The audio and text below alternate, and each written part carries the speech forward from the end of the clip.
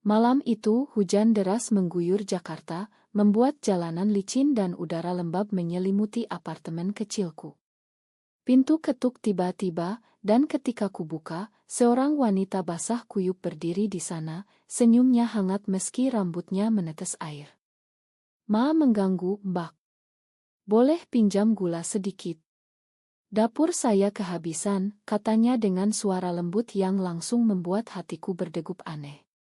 Aku, Anya, 28 tahun, yang biasa hidup sendirian setelah pindah dari keluarga konserati di Bandung, tak pernah menduga pertemuan sederhana itu akan mengubah segalanya.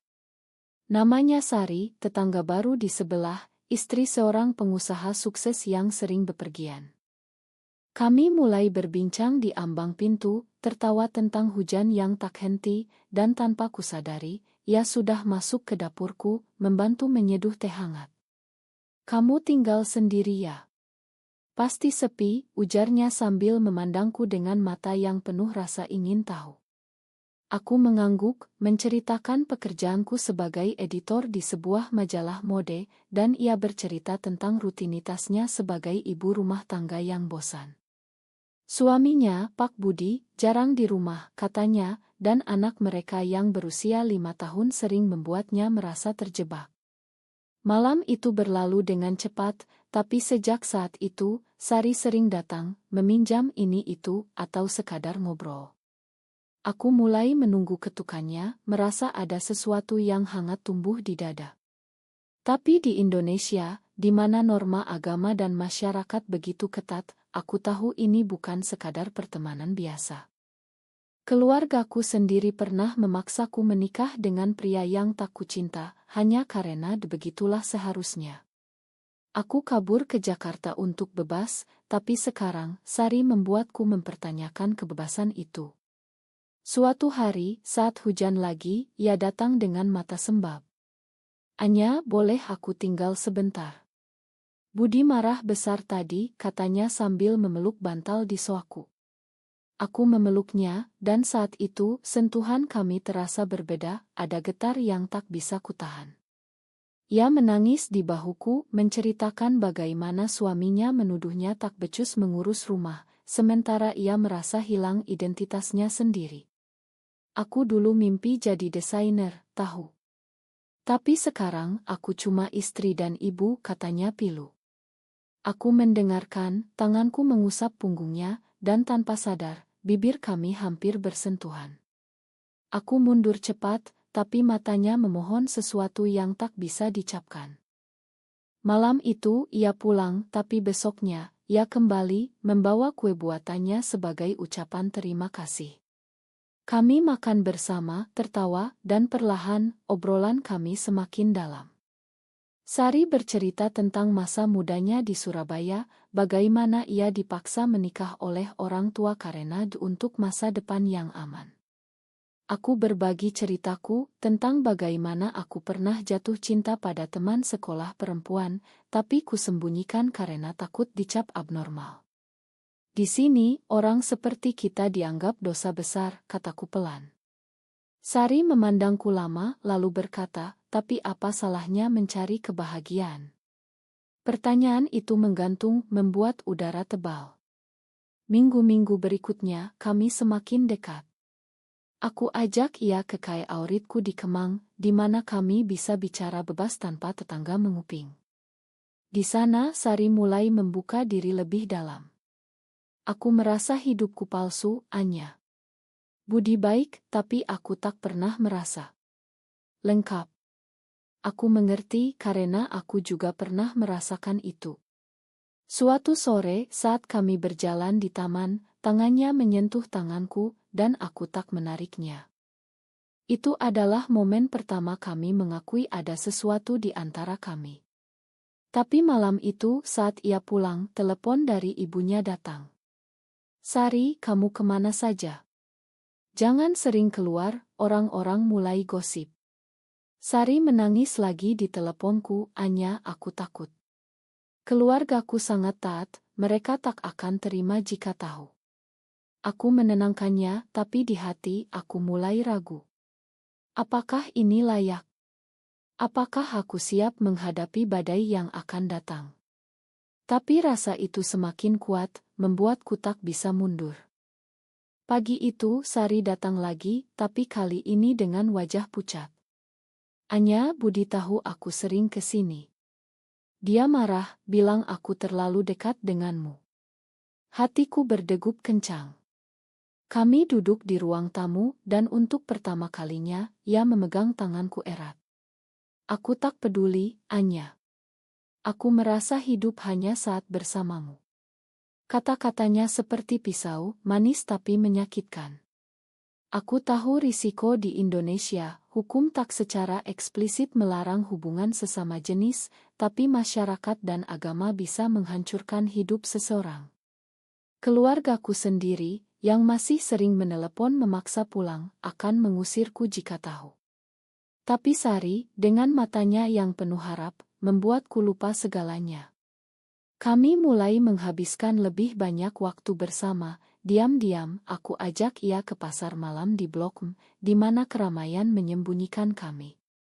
Di sana, di antara lampu warna-warni, ia mencium pipiku pelan, dan aku merasa dunia berhenti. Tapi kebahagiaan itu rapuh. Suatu hari, saat kami di apartemenku, telepon Sari berdering. Itu ibunya lagi. Sari, ada gosip di kampung. Katanya kamu dekat dengan perempuan lajang. Jangan bikin malu keluarga. Sari mematikan telepon, tapi wajahnya penuh ketakutan. Anya, apa kita salah? Tanyanya. Aku tak bisa jawab, karena aku sendiri bergumul dengan rasa bersalah. Di malam hari, aku sering terbangun, memikirkan ayahku yang seorang ustadz di masjid kampung. Perempuan harus dengan laki-laki, itu sunnah, katanya dulu. Tapi dengan Sari, aku merasa benar. Konflik itu semakin dalam saat Budi pulang lebih awal dari perjalanan bisnis. Ia datang ke apartemenku, marah besar. Apa yang kamu lakukan dengan istriku? Teriaknya. Sari berdiri di belakangnya, mata memohon maaf. Aku diam, tapi hati hancur. Budi menarik Sari pulang, dan malam itu aku sendirian lagi, menangis. Besoknya Sari datang diam-diam, "Ma, Anya. Aku bilang ke Budi bahwa kita cuma teman. Tapi kami tahu itu bohong." Kami memeluk, dan untuk pertama kalinya, bibir kami bersentuhan, ciuman singkat, penuh rasa takut dan cinta. Setelah itu, Sari mulai berbohong lebih sering. Ia bilang ke Budi sedang belanja, padahal kami bertemu di kai tersembunyi. Tapi tekanan semakin besar. Keluarga Sari mulai curiga, dan ibunya datang ke Jakarta. "Sari, kamu harus fokus pada keluarga. Jangan bergaul dengan orang aneh," katanya di depanku, mata penuh tuduhan. Aku tersinggung, tapi Sari membela. "Anya teman baik, Bu." Setelah ibunya pergi, Sari menangis. "Aku tak tahan ini, Anya. Aku ingin bebas, tapi anakku." "Budi." Aku memeluknya, tapi di hati aku tahu ini akan berakhir buruk. Suatu malam kami bertengkar pertama kali. "Kamu harus putuskan, Sari. Aku atau keluargamu." Ia marah, "Kamu tak mengerti. Aku bisa kehilangan segalanya." Ia pergi, dan aku merasa dikhianati. Tapi besoknya ia kembali, meminta maaf. Kami berdamai, tapi retak sudah ada. Masyarakat mulai bergosip. Tetangga apartemen memandangku sinis, dan pekerjaanku terganggu karena rumor. Bosku memanggil, "Anya, hati-hati dengan kehidupan pribadi. Klien kita konserati." Aku mulai merasa terpojok. Sari juga, karena Budi semakin posesi. Ia memasang kamera di rumah, katanya untuk keamanan, tapi Sari tahu itu untuk mengawasi. Aku merasa seperti tahanan, katanya. Kami bertemu di hotel murah di pinggiran kota, untuk pertama kalinya jauh dari mata orang. Di sana kami bicara tentang mimpi, mimpi kabur bersama, tapi realitas menghantam. Di Indonesia kita tak bisa, Anya. Hukum syariah di Aceh saja sudah menghukum cambuk untuk ini. Aku tahu, tapi cinta membuatku buta. Konflik memuncak saat anak Sari sakit. Ia tak bisa datang bertemu dan aku marah. Kamu selalu pilih mereka, teriakku di telepon. Sari menangis, Anya, dia anakku. Itu membuatku sadar betapa egoisnya aku. Tapi rasa sakit itu dalam. Setelah pertengkaran itu, Sari memilih diam selama seminggu. Aku gelisah, tak bisa tidur, memikirkan apakah ini akhir. Lalu ia datang malam-malam dengan tas kecil. Anya, aku tinggalkan Budi. Aku bilang ingin cerai. Hatiku melonjak, tapi juga takut. Kenapa? Apa yang terjadi, tanyaku. Sari menceritakan bagaimana Budi menemukan pesan kami, marah besar, dan memukulnya. Aku tak tahan lagi. Aku ingin bersamamu. Kami memeluk, tapi aku tahu ini bom waktu. Keluarga Sari langsung bereaksi. Ayahnya datang dari Surabaya, marah-marah di apartemenku. Kamu merusak anakku. Ini dosa besar di mata Tuhan, teriaknya. Sari berdiri tegar, ayah, aku mencintai Anya. Ini bukan pilihan, ini aku yang sebenarnya. Ayahnya pergi dengan ancaman, kamu bukan anakku lagi. Sari menangis sepanjang malam, dan aku merasa bersalah. Anaknya, kecil itu, dititipkan ke Budi sementara. Aku rindu dia, Anya, katanya sering. Tekanan masyarakat semakin nyata. Teman-temanku mulai menjauh, mengatakan ini tak wajar di sini. Di media sosial, ada postingan anonim yang menuduh kami. Aku kehilangan proyek kerja karena klien takut kontroversi. Sari juga tak bisa bekerja karena stigma. Kami pindah ke apartemen baru di pinggiran Jakarta, berharap sembunyi. Tapi konflik internal semakin dalam. Sari sering bermimpi buruk, menangis tentang anaknya. Apa aku ibu jahat, Anya, tanyanya. Aku menenangkan, tapi aku sendiri ragu. Apakah cinta ini layak menghancurkan segalanya? Suatu hari, Budi datang dengan pengacara. Sari, kalau kamu lanjutkan ini, aku ambil hak asuh penuh atas anak. Sari hancur. Ia memilih bertemu anaknya diam-diam, tapi Budi tahu. Pertengkaran besar terjadi di pengadilan keluarga. Hakim, seorang pria tua konservatif, memandang kami dengan jijik.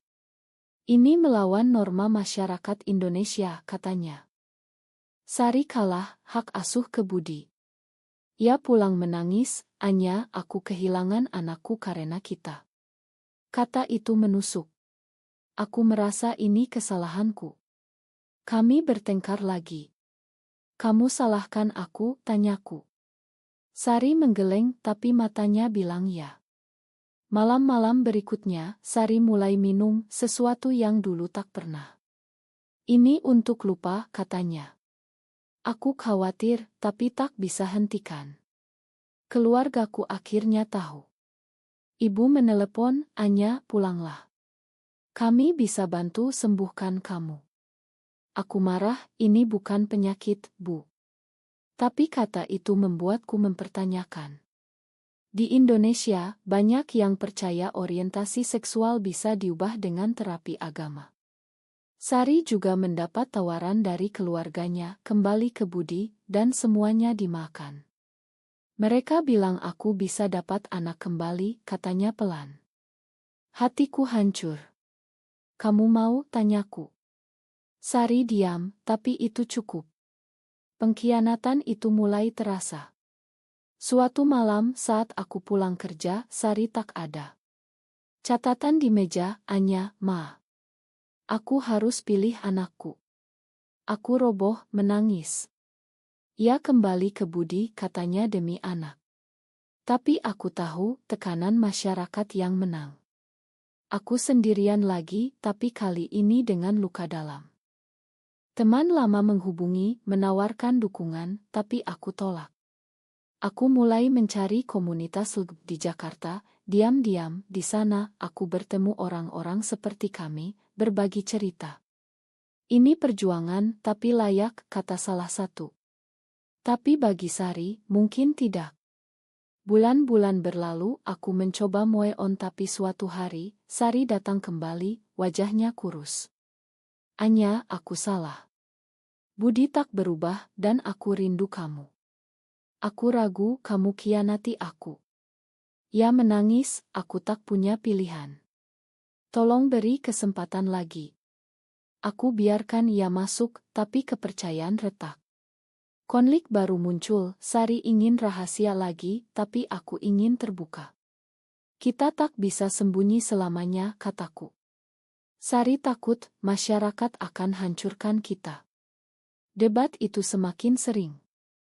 Hubungan kami kembali, tapi seperti bom waktu. Sari tinggal bersamaku lagi, tapi Budi mengancam lapor polisi dengan tuduhan penculikan emosional.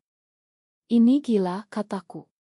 Kami konsultasi pengacara, tapi biayanya mahal, dan dukungan minim. Di Indonesia, meski tak ilegal, diskriminasi merajalela. Sari mulai bekerja paruh waktu, tapi bosnya tahu masa lalunya, dan ia dipecat. Mereka bilang aku tak pantas, katanya pilu. Aku dukung, tapi keuangan kami menipis. Konflik dengan keluarga memuncak saat ayah Sari datang lagi, dengan ustadz. Kami bawa Sari ke pesantren untuk ruyah, katanya. Sari menolak, aku tak sakit, ya. Tapi ayahnya memaksa, dan dalam perkelahian, Sari terluka. Aku bawa ia ke rumah sakit, dan di sana, dokter memandang curiga. Ini kasus kekerasan rumah tangga, tanyanya. Kami bohong, tapi hati hancur. Setelah itu, Sari semakin rapuh. Ia sering menangis, mempertanyakan pilihan. Apa Tuhan benci kita, Anya, tanyanya. Aku tak percaya itu, tapi di masyarakat Muslim mayoritas, narasi itu kuat. Aku mulai membaca buku tentang dan Islam, mencari jawaban. Ada ulama progresi yang bilang cinta tak dosa, tapi minoritas. Sari tak yakin. Suatu hari, demonstrasi anti-LGBT di Jakarta meledak. Berita penuh dengan orang-orang memprotes, memanggil kami penyimpang. Sari takut keluar rumah. Mereka bisa lincing kita, katanya. Aku peluk ia, tapi ketakutan itu menular. Konflik puncak saat Budi datang dengan polisi. Sari, kamu harus pulang. Ini perintah keluarga. Sari menolak, tapi polisi memaksa. Ini urusan domestik, kata mereka. Aku berteriak, ia dewasa, punya hak. Tapi di Indonesia, keluarga sering menang. Sari dibawa pergi, menangis. Aku kejar ke rumah Budi, tapi ia kunci pintu. Malam itu, aku putus asa, hubungi komunitas LGBT. Mereka bantu, sarankan lapor hak asasi. Tapi proses lambat. Sari hubungi diam-diam, Anya, tolong aku. Aku rencanakan kabur. Kami bertemu di stasiun kereta, Sari bawa tas kecil. Aku tinggalkan semuanya untukmu, katanya. Kami naik kereta ke Yogyakarta, berharap mulai baru. Di sana kami sewa rumah kecil, Sari mulai desain baju seperti mimpi lamanya. Aku kerja relance. Kebahagiaan kembali, tapi bayang masa lalu mengikuti. Anak Sari menelepon, Mama kapan pulang? Sari menangis setiap kali. Aku bayar harganya mahal, katanya. Aku juga, karena keluargaku putus hubungan. Kamu mati bagi kami, kata ibu. Luka itu dalam. Tapi kami bertahan. Suatu hari, berita datang, Budi ajukan cerai, tapi tuntut hak asuh. Sari harus kembali ke Jakarta untuk sidang. Di pengadilan, hakim sama, memandang sinis. Ini melawan nilai Pancasila, katanya. Sari kalah lagi, tapi kali ini ia tegar. Aku pilih Anya, katanya di depan semua. Keluarga marah, masyarakat gosip. Tapi Sari bangun. Aku tak mau hidup bohong lagi. Kami pulang ke Yogyakarta, tapi tekanan terus.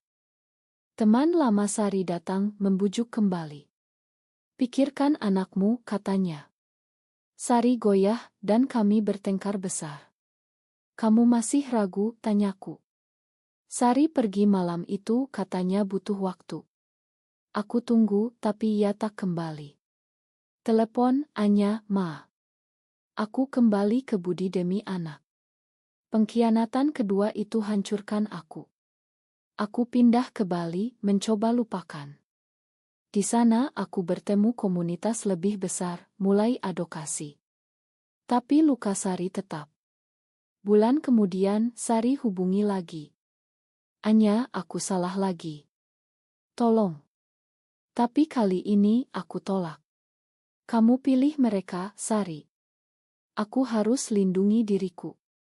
Ia menangis, tapi aku matikan. Itu keputusan tersulit. Setelah putus, aku fokus pada diri sendiri. Di Bali, aku gabung Gold, berjuang untuk hak. Aku tulis artikel tentang pengalaman, anonimus dulu, tapi lambat laun terbuka. Masyarakat respons beragam, ada dukungan, ada ancaman. Tapi aku kuat. Sari, dari berita, kembali ke kehidupan lamanya. Ia posting foto keluarga bahagia di media sosial, tapi aku tahu itu topeng. Suatu hari, ia datang ke Bali, mencariku. Anya, aku od wake.